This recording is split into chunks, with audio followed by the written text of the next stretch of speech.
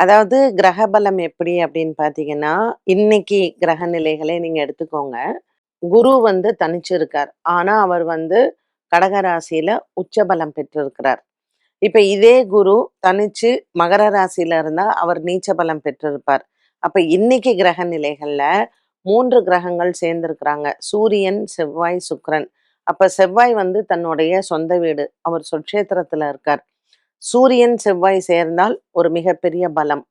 இந்த சூரியன், செவ்வாய், சுக்கிரன் இந்த 3 கிரகங்கள் சேர்ந்து என்ன பலம் இருக்கோ, குரு தனிச்சு இருக்கிறது அது ஒரு பலம். ஏன்னா, அவர் வந்து கடகத்துல ஒரு உச்ச பலம் பெற்றிருக்கிறார்.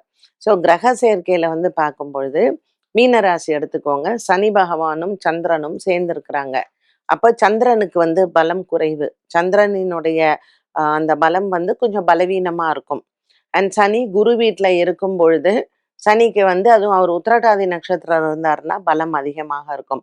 ஸோ எப்பவுமே கிரகங்களினுடைய பலம் எப்படி இருக்கும்னா, கிரக சேர்க்கையில 2 பலமான கிரகங்கள் எந்த நட்சத்திரத்தின் சாரத்துல இருக்காங்களோ, அந்த இப்ப கேது வந்து உங்களுக்கு மக நட்சத்திரத்துல இருந்தால் பலம். பூர நட்சத்திரத்துல இருந்தால் சுமார். உத்திரத்துல இருந்தால் பகை. ஏன்னா உத்திரம் வந்து உங்களுக்கு சூரியனினுடைய சாரத்துல வர்றது. ஸோ இந்த மாதிரி கிரகங்கள் வந்து நீங்க எந்த நட்சத்திரத்தின் சாரத்துல இருக்காங்களோ, அப்ப அந்த ஸ்தான பலம் அதற்கு ஏற்றாற் போல இருக்கும். இப்ப குரு வந்து கடக ராசியில பூச நட்சத்திரத்துல இருந்தார் அதிக பலம். ஆயில்யத்துல இருந்தா கொஞ்சம் சுமார் தான். ஸோ இந்த மாதிரி தான் நம்ம கிரக பலங்களை பார்க்கணும்.